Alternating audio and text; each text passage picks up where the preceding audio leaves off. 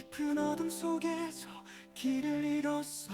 모든 믿음이 무너져 내린 순간 사기의 함정에 빠져 난 헤맸지. 차가운 세상 속에 홀로 남겨진 나.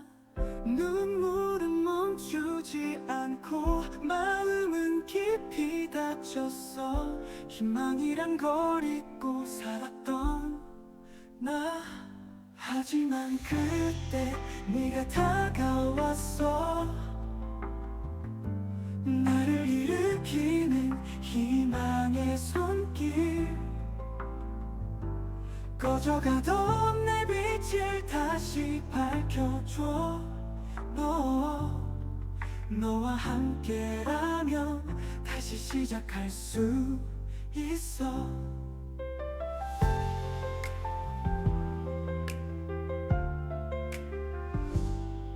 절망 속에 갇혀 난 꿈을 잃었지. 모든 것이 무너져버린 세상. 하지만 네가 내게 말해줬지. 이젠 포기하지 말라고, 날 믿으라고. 다친 마음 감싸주고 잃어버린 날 찾아줘. 너의 따스한 손길로 나를. 그때 네가 다가왔어. 나를 일으키는 희망의 손길. 꺼져가던 내 빛을 다시 밝혀줘. 너와 함께라면 다시 시작할 수 있어. 이제는 포기하지 않아. 희상이와 함께하는 이 길. 다시 일어나 너의 빛을 따라. 모든 상처는 아물고 새로워져. 그때 네가 다가왔어. 나를 일으키는 희망의 손길. 꺼져가던 내 빛을 다시 밝혀줘. 너와 함께라면 다시 시작할 수 있어. 네가 내게 온 순간 모든 게 바뀌었어. 희망의 손길로 난 다시 살아났어.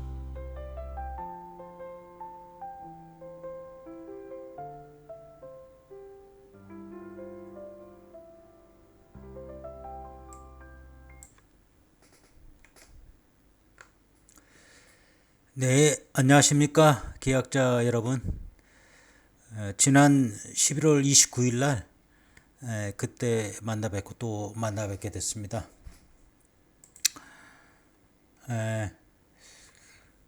이번 시간에는 이번에 그 1그룹 그 우리 지금 상고심의 진행 중에 있는데 이번에 어제부로 12월 11일부 어제부로 상고 이유서를 이제 제출했습니다. 그동안 내가 그 상고 이유서 그 참고할 만한 사항들을 정리해서 내가 다음 카페에 올리고 또 유튜브를 통해서 설명도 드리고 이렇게 했는데 그 내용을 마찬가지로 또 우리 그 법무법인한테 보내서 이번에 그 상고 이유서 작성할 때 참고해서 종합적으로 그 작성해라 해서 작성하고 서로 이제 주고받고 해서 최종적으로 제출이 어제부로 됐습니다. 이번에 그 제출된 그 상고 이유서는 마찬가지로 또 우리 그 다음 카페 신림백화점 피해자 단체 다음 카페에 올려져 있습니다. 그걸 참고하시면 되겠습니다.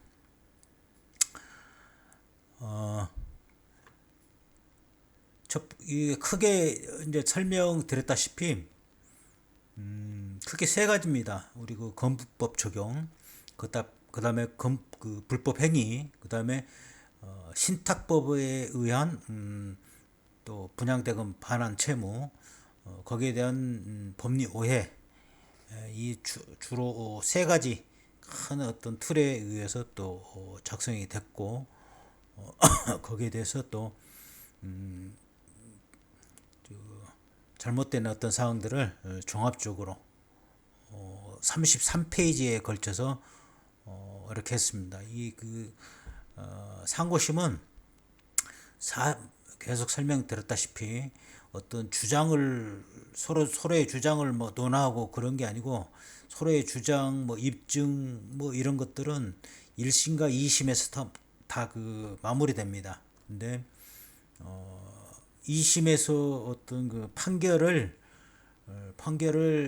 잘못했나, 어떤 법 적용을 잘못했나, 또 어떤 심리를 누락했나, 판단을 안 했나 이런 사항에 대해서만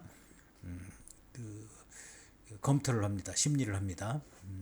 그렇게 참고를 하면서 봐주시면 되고 거의 뭐 이렇게 상고 이유서 한번 작성해서 제출하면은 다시는 뭐 이렇게 뭐 주장을 뭐 제출하고 뭐 이런 게 없습니다. 순전히 2심에 대한 1심과 2심에 대한 어떤 잘못된 판단을 주장하는 것이니까 제출된 상대방하고 우리 제출된 그런 어떤 입증이나 주장에 대해서 만 다루지 새로운 어떤 증거를 제시하거나 그런 건 아닙니다. 그렇게 봐주시면 되고 그래서 뭐 33페이지에 대해서 이렇게 작성에 대해서 제출됐지만 전에 설명드렸다시피 뭐 거의 대동소이합니다. 근데 이러한 내가 참고할 만한 사항을 작성해서 넘긴 것을 법리적으로 또 자세히 풀어가지고 거기에 논리적으로 잘 맞게 작성해서 제출된 것입니다. 그러니까 우리 다음 카페에 올려진 어떤 사항들을 보시면서 이렇게 내가 이렇게 설명하는 것을 들으면은 뭐 쉽게 더 이해할 수 있을 것입니다. 뭐 거의 33페이지나 되니까 이거 뭐 일일이 설명하다 보면 뭐 몇 시간 동안 또 할 수가 있으니까 크게 뭐 큰 사항들만 뭐 요약해서 이야기 드리도록 하겠습니다.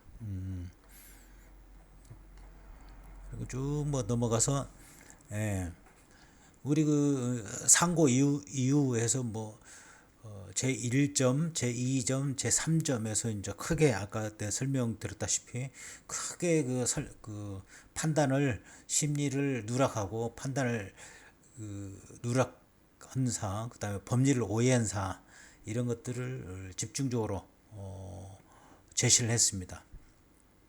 중요한 사항이 우리가 처음에 1심 때는 기존의 어떤 다른 계약자들이 소송을 진행한 것도 마찬가지고 그다음에 우리 1그룹 1심 때까지만 해도 건국법 시행 전에 분양자를 모집한 걸로 알고 소를 진행했던 것입니다.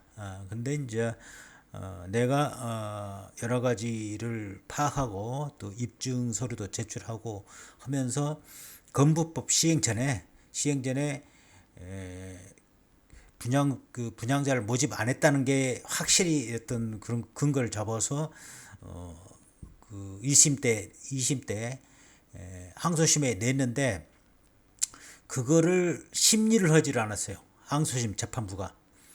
그거를 심리했다고 하면은 그래도 덜 억울한데 심리를 안 했어요. 그러니까 우리 감사 보고서에 손익계산서에 나온 2004년도 2005년도에 매출액이 빵원이라는 게 수분양자 수분양 어떤 계약이 없었다는 걸 증명하는 것인데 거기에 대한 어떤 판단을 아예 하질 않았어요. 그래서 이건 매우 부당하다. 그리고 거기에 대한 어떤 추가 입증으로 우리 그 시행사 대표가 증인까지 섰지 않습니까?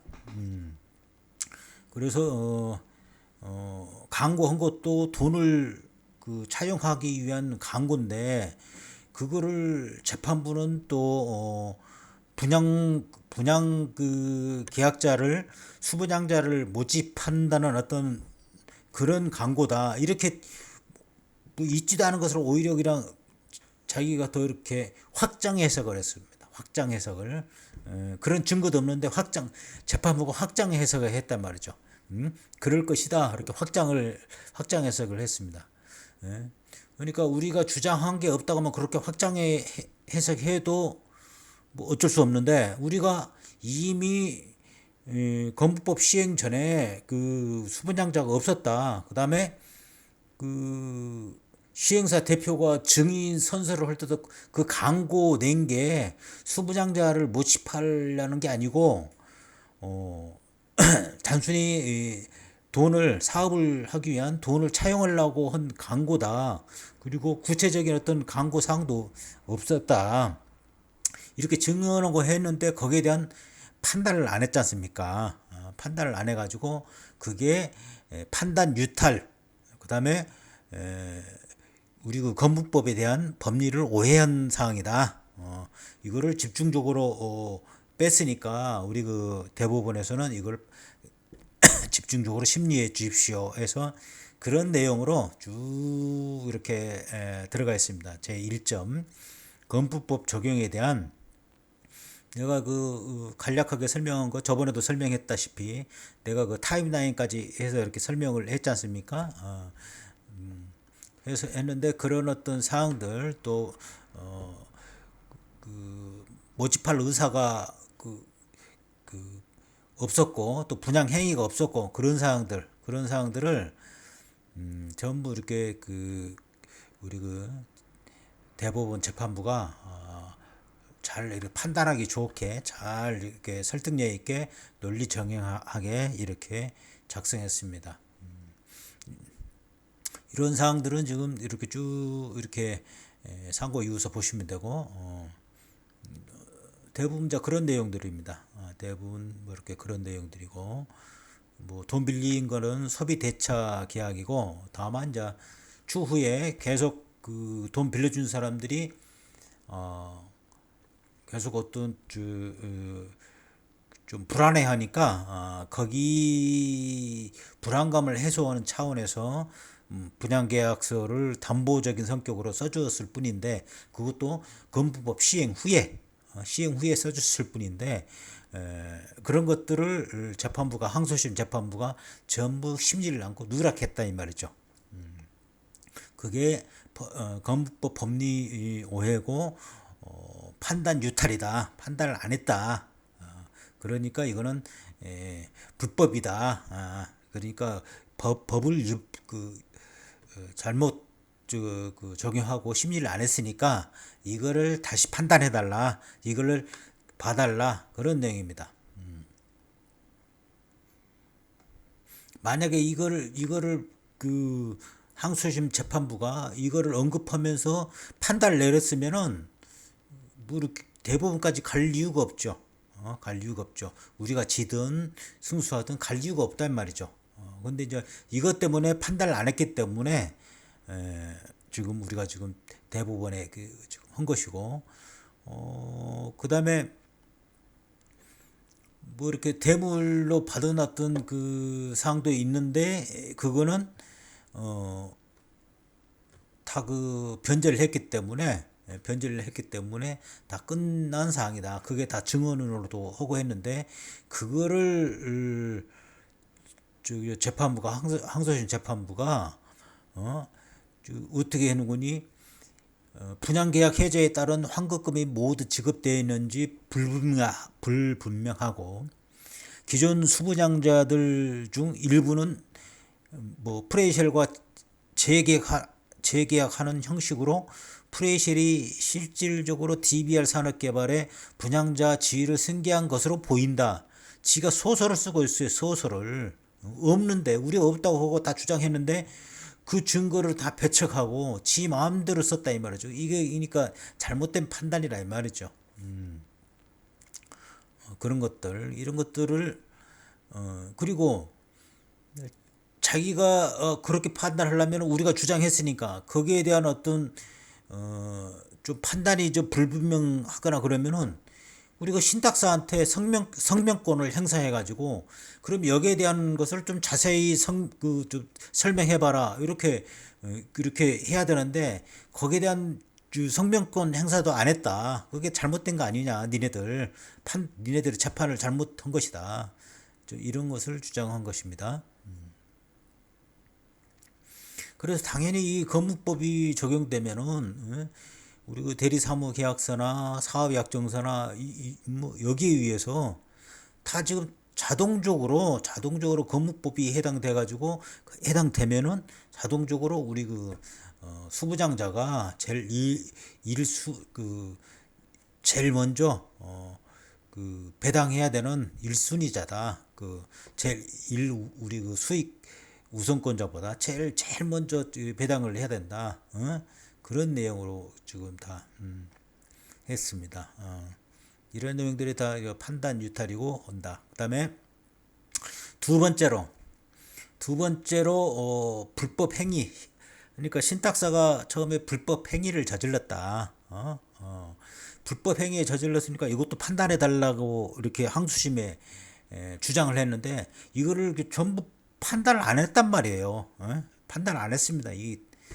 우리 재판부 진짜 짜증나는 재판부인데 이 원고가 됐든 피고가 됐든 주장을 하면은 그 주장한 거에 대해서 일일이 설명을 해줘야 돼요. 왜 인용이 안 되는가? 왜 기각을 해야 되는가? 이거를 해줘야 되는데 그거를 안 했단 말이죠. 그게 제일 그 문제가 있는 것이고, 이게 무슨 말인 거니? 신탁사가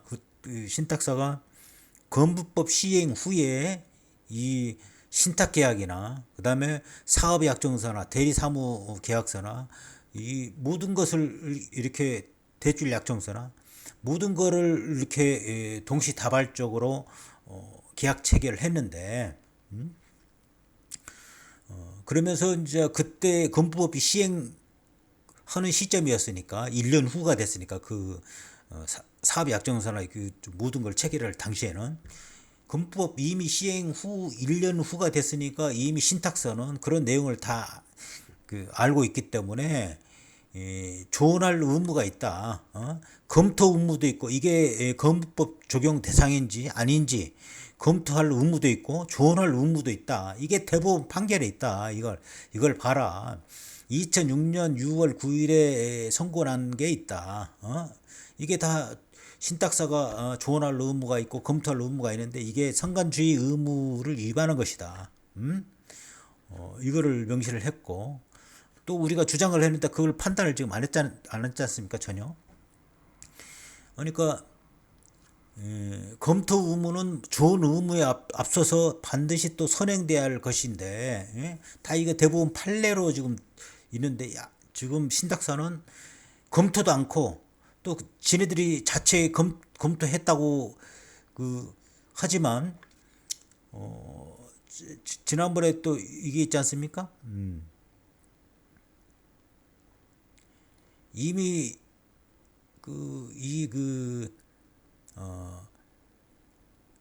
건부법 시행 전에 수분양 계약을 했어도 건법 시행 후에 그 수분양 계약된 게 전부 해지되고 새로운 어떤 건축 관계자 변경이나 또 새로운 어떤 전혀 새로운 분양을 하면은 건부법 대상이다. 이런 내용들이 2005년 6월 23일이나 2005년 9월 8일에 이미 국토교통부에서 다 질의하시는 게 존재하고 그다음에 지네들이 우리 관악구청에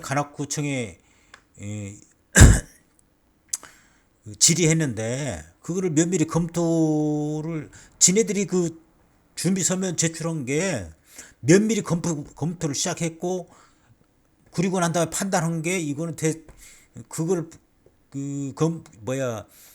관할구청에 질의했는데 그걸 받아서 면밀히 검토하고 그 토대 위에서 그 결론 내린 게 지네들이 이거는 건법 적용 대상이 아니다 이렇게 판단을 내렸다고 지네들이 시인을 했습니다. 시인을 재판 중에. 근데 이런 것들을 다 재판부가 판단을 않고 뭐 아예 심리를 안 했단 말이죠. 판결문에 그걸 판결문에 넣어서 이런 상황은 이렇게 했으나 이것 때문에 검법이 적용 안 된다. 이거는 신탁사의 잘못이 없다. 이건 불법 행위가 아니다. 이렇게 해줘야 되는데 이걸 다 검토를 심리를 안 했단 말이죠. 이건 명백히 이 재판부의 잘못이니까 이건 부당하다. 해서 이걸 쭉 풀어서 이제 쓴 내용들이 제 2점입니다. 제 2점. 그리고 뭐 신탁사가 이제 3번까지 바뀌었는데 이 처음에 신탁사한테 발생한 이게 불법 행위 채권이거든요. 그 불법 행위 채권은 처음 신탁사한테만 적용되는 게 아니고 계속 인수인계 받은 그 신탁사한테도 다 채권이 불법 행위 채권이 다 포함된다. 이미 이런 사항들이 대부분 판례에 다 있다. 이 대부분 판례 2007년 6월 1일 날 선고된 대부분 판례 이걸 참조해라. 딱 표시를 하고 이런 것들을 쫙 풀어놨습니다. 그런 내용들입니다. 또 상고 이유 제 3점 세 번째 이런 게 불법 행위가 아니어도 그 다음에 건법 적용이 안 된다 하더라도 신탁법 위에서 당연히 분양대금을 반환해 줘야 된다. 신탁법 위에서도. 그러니까 우리가 지금 주장하는 게 건법 적용. 만약에 그게 안 되면은 아까 불법 행위 또 그게 불법 행위도 기각된다 하면은 그러면은 이거는 저 신탁법 위에서 이런 거 규정이 있는데 이것도 심리를 제대로 안 했다. 이거를 법리를 오해했다. 이런 내용입니다. 그러니까 전에 우리 계약자들이 그 대부분까지 그 판결 받은 거를 그냥 그대로 그냥 답습하다 보니까 그냥 보지를 않는 거예요. 보지를 우리 재판부들이 재판부 그러니까 얼마나 우리 입장에서는 지금 그게 진짜 피하 같은 돈이고 어떤 분들은 그냥 전부 퇴직금을 막 꼬라박아 가지고 노년에 좀 편안하게 해보려겠다가 지금 15년 거의 20년 가까이 지금 그 피해를 보고 있는 거 아닙니까? 신용 불량에다가 그냥 근데 이런 어떤 적용들을 우리 재판부가 아무리 다른 소송권이 많이 밀려 있고 해도 내가 저번에 1년에 몇 건 소송이 진행되는가 또 이렇게 다 보여드렸죠. 엄청나잖아요. 소송 건수가. 그러니까 우리 것만 그냥 자세히 볼 수가 없어요. 그리고 우리 건이 또 1년 이상 2년 3년 끌어다 보니까 이게 서로 다른 재판도 헷갈릴 수도 있고 보고 이렇게 탁탁 한단 말이에요. 그러니까 어떻게 그 재판부를 나무랄 수도 없어요. 그러니까 우리가 이렇게 우리 복이죠. 재판부가 그래도 꼼꼼히 보고 했으면 그래도 더 이렇게 반영이 잘 될 텐데 아마도 어떤 그런 그 사항 때문에 제대로 세심하게 살피지 못하는 어떤 이유가 있는 것 같습니다. 그래서 그런 신탁법에 의한 그런 것도 우리 판결 내용이나 이런 것도 쫙 또 주장을 이렇게 해놨습니다. 마찬가지로 그래서 크게 3가지에 대해서 이렇게 주장을 한 사항들을 제출했습니다. 이런 지금 그 3가지 사항들은 우리가 항소심에서 다루지 않았던 우리가 주장했으나 거기에 대한 판결문에 이렇게 다뤄져야 되는데 이거 그러니까 판결문에 이렇게 건법 이래서 이거 원고 측이 주장하나 이런 것 때문에 해당이 안 됨, 뭐 기각한다 이러면은 우리가 할 말이 없죠. 또 어떤 그 불법 행위에 대해서 또 이렇게 원고가 주장하나 이런 사항은 이것 때문에 기각 안 되는 걸로 판단되니까 기각합니다. 그다음에 또 이 신탁법에 의한 어떤 그런 것도 이러이러한 주장한 거에 대한 조목조목해서 하면은 되는데 그런 어떤 사항들이 좀 우리의 주장을 반영하지 않았다. 그래서 억울하다. 그래서 이번에 대부분의 상고를 한 것입니다. 만에 하나 이런 것들이 일일이 꼼꼼하게 우리의 주장을 배척하고 그렇게 써놨으면은 뭐 그냥 바로 대부분까지 갈 필요도 없습니다. 패소입니다, 그냥. 근데 이런 사항들이 판단 유탈, 법리 오해, 우리의 주장을 심리 누락하고 했기 때문에 그런 것들을 감안해서 이번에 그러니까 뭐 한 가지도 아니고 뭐 벌써 세 가지를 그랬잖아요. 세 가지를. 그래서 이거를 너무 억울해서 이번에 제출했다. 이렇게 감안하시면 되겠습니다. 그리고 참고 삼아 이제 우리 그 7명인가 이렇게 그 손해배상 기 해가지고 청구한 게 있지 않습니까? 뭐 이렇게 그 검색해보고 이렇게 들어가 보면은 손해배상에서 기에서 이렇게 표시된 게 있어요. 뭐 기 이게 뭔가 이렇게 생각하실 텐데 기 이거는 기본적인 손해에 대한 배상을 위한 청구입니다. 그러니까 어떤 또 보면은 손해배상하고 뭐 위 이렇게 있고 하는데 이거는 뭐 위자료 뭐 정신적인 위자료 뭐 이런 게 있지 않습니까? 뭐 정신적인 뭐 위자료나 뭐 이혼 소송할 때 뭐 정신적인 위자료 달라 할 때 그런 거기에 대한 정신적인 피해 거기에 대한 위자료를 청구할 때는 손해배상 위 이렇게 해서 간단하게 표시합니다. 그럼 뭐 서로 그 법률 용어인데 참고 삼아 아시면 되는데 거기 그 손해배상 청구한 그런 것들이 바로 그 판결문을 이렇게 수령을 않고 공시송달로 받았습니다. 공시송달로. 그래서 공시송달로 받은 게 지난 12월 7일 날 공시송달로 됐습니다. 12월 7일 날 0시에 이렇게 공시송달된 걸로 됐으니까 뭐 14일 이내에 이제 공시송달 됐으니까 14일 이내에 어떤 그 이제 항소를 하든지 아니면 뭐 포기를 하든지 해야 되는데 그게 뭐 12월 21일 정도 됩니다. 그러니까 12월 21일 정도 지나면은 이제 이 기약자들이 항소를 했는지 안 했는지 뭐 알 수 있습니다. 근데 그 손해배상은 뭐 거의 어렵습니다. 내가 판단하기로는 내가 누차 말하지만은 그 청구하는 상대방이 전혀 우리하고 관계가 없습니다. 심리적으로는 뭐 관계가 뭐 있을 것이다 하고 이렇게 하지만 그걸 찾아내기가 쉽지가 않아요.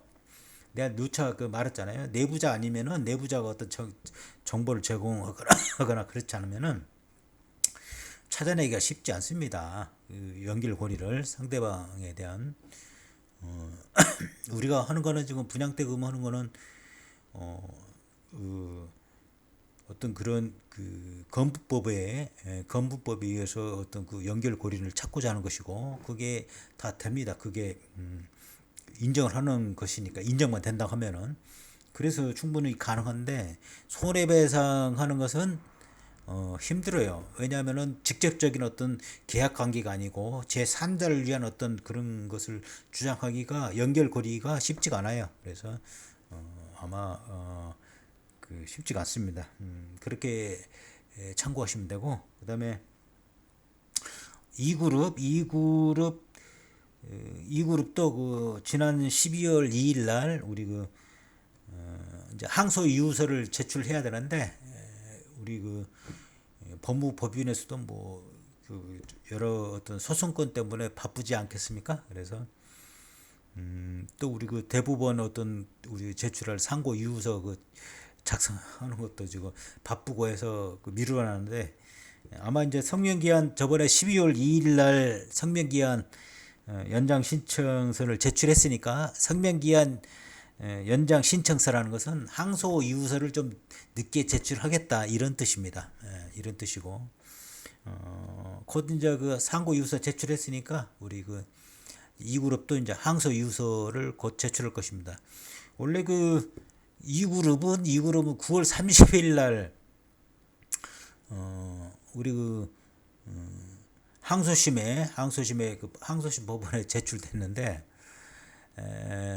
우리 그 몇 사람 때문에 그 네 사람 있지 않습니까? 그거 뭐 내가 분명히 가서 해도 그 온고로서의 그 당사자 적격이 없어서 기각될 것이다 하고 했는데 결국에는 뭐 다 그 뭐 9월 30일자로 다 그 저 확정이 됐어요. 그러니까 더 이상 소를 진행할 수가 없고 그 사람들 때문에 뭐 그 뭐 보정명령 제출해라 뭐 어쩌라 뭐 그 시간이 끈 게 상당했습니다. 그래서 원래 9월 30일 날 했으니까 원래는 뭐 10월 말쯤에 이미 항소 이유서가 제출해야 되는데 그런 어떤 저기 그 사항 때문에 그런 어떤 사항 때문에 많이 지체됐어요. 그 저 항소심 그 진행되는 게 그런 상황 때문에 그 했는데 12월 2일자에 성명기한 연장 신청서를 제출해서 항소 이유서를 좀 늦게 제출하겠으니 좀 감안해 달라 했습니다. 게 12월 2일이니까 이제 오늘이 12월 12일이니까 뭐 곧 마냥 기다려주지 않습니다. 거기 뭐 제 그 저 성명 저 기한 연장 신청서를 제출해도 바로 또 제출해야 돼요. 뭐 많이 뭐 그 충분한 여유 시간이 없습니다. 그래서 이 다음 주면은 또 항소 이유서가 아마 제출될 것입니다. 그렇게 저 참고하시면 되겠고. 그다음에 마지막으로 또 어떤 뭐 우리 계약자들이 내가 그렇게 설명을 했는데 또 우리 그 저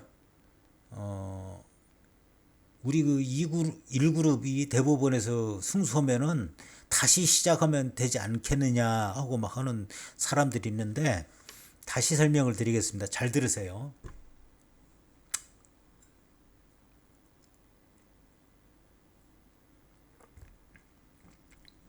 자, 우리가 만약에 1그룹이 대법원에서 승소했다. 그러면은 지난 그 다른 그 계약자들이 소송한 게 있지 않습니까? 5건, 6건. 저쪽 그 한 사람들 있지 않습니까? 지금 우리 그 1그룹에서 진행하시는 분들 몇 명이 지금 대법원까지 지금 3명인가 되는데 그분들이 지금 대법원까지 상고를 했거든요. 그분들까지 인용이 돼서 만약에 파기 환송이 된다. 그러면은 다른 계약자들 저기 뭐 6그룹 있잖아요. 뭐 2명이 된 데도 있고 뭐 47명이 된 데도 있고 그 계약자들은 다시 소송하면 이깁니다. 그 계약자들은 다시 소송할 수 있습니다. 그 계약자들은 그 계약자들 말고 우리 1그룹과 2그룹에서 1심 판결을 받고 포기했다든가 항소를 포기했다든가 2심 판결을 받고 상고를 포기한 이 계약자들은 할 수가 없습니다. 내가 누차 말했죠. 우리 1그룹과 2그룹에서 소송을 진행했는데 1그룹과 2그룹 다 마찬가지입니다. 1심에서 확정되고 항소를 않고 한 계약자, 이 계약자는 다시 소송을 진행할 수 없습니다. 무조건 패소입니다. 그게 중복죄소 기판력 조축 때문에 그렇습니다. 또 지금 2그룹 1그룹은 상고를 해야 되는데 항소심까지만 받고 포기한 사람 있죠. 이 사람도 마찬가지로 다시 소송 분양대금에 대해서 청구를 하면은 무조건 패소입니다. 안 됩니다. 잘 이해를 하시겠죠? 그러나 우리 다른 계약자 1그룹, 2그룹 말고 다른 계약자들이 소송을 했는데 분양대금 반환에 대해서 소송을 했는데 졌다. 그 진 계약자들은 만에 하나 우리 1그룹에서 대법원에서 파기환송이 된다. 그 계약자들은 다시 소송을 진행하면 됩니다. 잘 알아들으셨죠? 그리고 지금까지 소송을 진행 안 했다. 진행 안 한 사람들은 무조건 소송을 진행하면 됩니다. 그렇게 감안하시면 됩니다. 그래서 내가 누차 설명을 드렸죠. 그러니까 우리가 소송을 지금 진행하는 것은 옛날 우리 그 계약자들이 소송한 그 외에 다른 건으로 지금 진행하고 있으니까 틀려요. 그러니까 쉽게 설명하면 1, 2, 3, 4, 5 이 5가지가 있는데 분양대금에 대해서 쉽게 설명하는 겁니다. 분양대금 반환 소송 청구 소송에 대해서 5가지 방법이 있다 이 말이에요. 근데 기존에 다른 계약자들이 소송한 것은 첫 번째, 두 번째 그 건에 대해서만 소송을 진행했어요. 그 증거에 의해서. 근데 우리 지금 1그룹, 2그룹에 대한 어떤 소송은 그 첫 번째 2가지 방법 플러스 세 번째, 네 번째, 5번째 방법까지 그 증거까지 전부 총망라해서 소송을 진행하고 있다고 보시면 돼요. 아시겠죠? 그러니까 첫 번째, 두 번째 방법은 이미 대법원에서 판결이 확정이 됐기 때문에 암만 소송을 해도 안 됩니다. 이미 판결이 나가지고 우리가 암만 거기에 대한 어떤 그 증거를 내세워서 거기에 대한 주장에 대한 어떤 그 주장을 뒤집을 만한 그런 근거들이 없으면 안 됩니다. 안 돼요. 그러니까 끝난 거예요. 첫 번째, 두 번째 사항은 거기에다가 우리는 그걸로 주장한 게 아니고 세 번째, 네 번째, 5번째 사항을 추가해서 했기 때문에 그러면은 이 5가지가 분양대금을 청구할 수 있는 거의 모든 권리가 포함된 거예요. 다른 어떤 특별한 어떤 증거가 나오지 않은 이상은 주장을 할 수가 없어요. 다 안 돼요. 근데 일부 계약자님들이 또 1그룹에서 진행하거나 2그룹에서 진행했던 계약자들이 우리 그 또 대법원에서 뭐 판결이 우리가 승소하면은 파기환송되면 우리도 시작하면 되지 않느냐 이렇게 생각을 갖고 있는데 절대 안 됩니다. 100% 안 됩니다. 내가 그게 누차 설명을 드렸지 않습니까? 그분들은 이제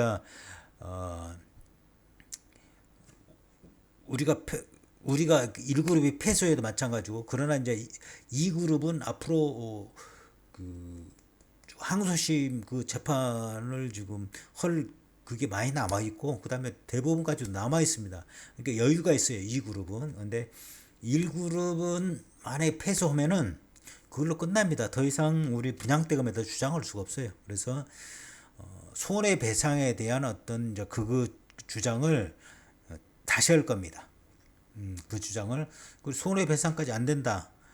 만약 그 손해배상까지 인정은 되지만 그 손해배상에 대한 것은 100% 보장을 할 수가 없습니다. 100%. 분양대금은 우리가 우선순위랑 결정이 되면은 그 저 신탁 자산에 대해서 전부 배당 받아오면 끝나니까 100%죠. 그러나 손해배상은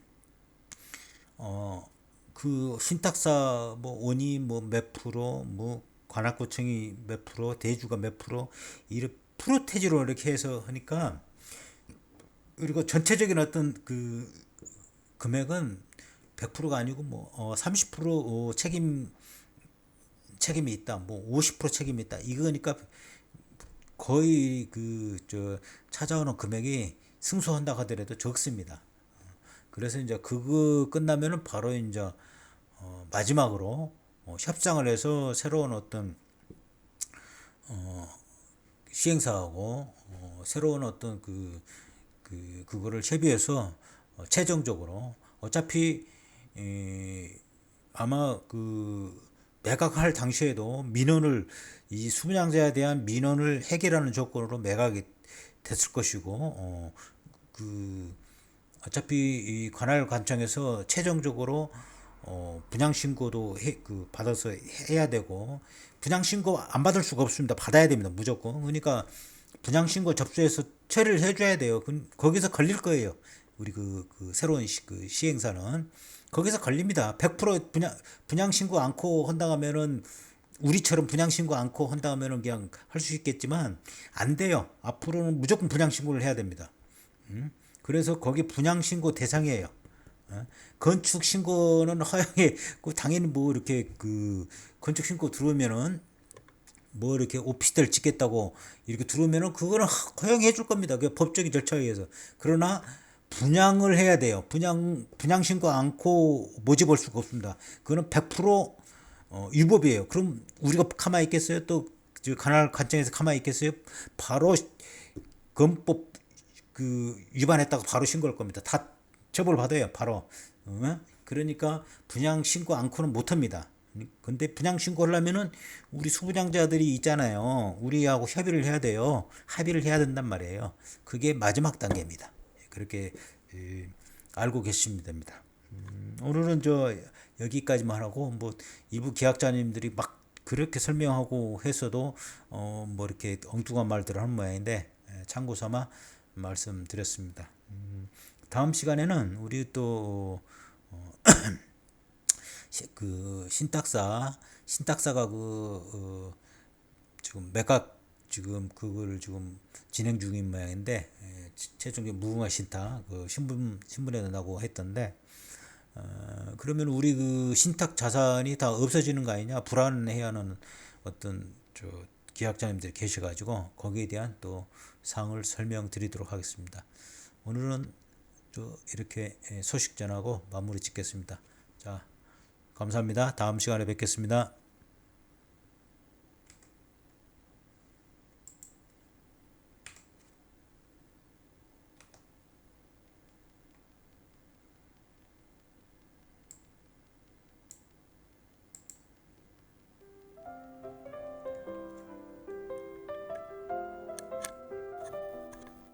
깊은 어둠 속에서 길을 잃었어. 모든 믿음이 무너져 내린 순간 사기의 함정에 빠져 난 헤맸지. 차가운 세상 속에 홀로 남겨진 나. 눈물은 멈추지 않고 마음은 깊이 다쳤어. 희망이란 걸 잊고 살았던 나. 하지만 그때 네가 다가왔어. 나를 일으키는 희망의 손길. 꺼져가던 내 빛을 다시 밝혀줘. 너와 함께라면 다시 시작할 수 있어.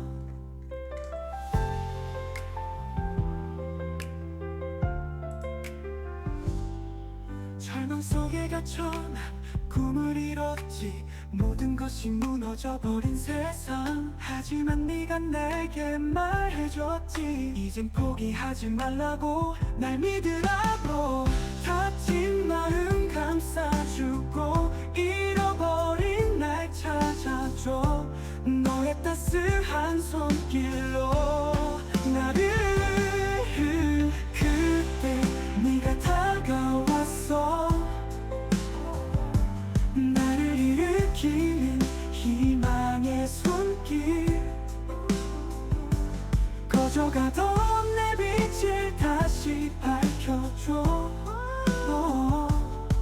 너와 함께라면 다시 시작할 수 있어 이제는 포기하지 않아 희삼이와 함께하는 이 길 다시 일어나 너의 빛을 따라 모든 상처는 아물고 새로워져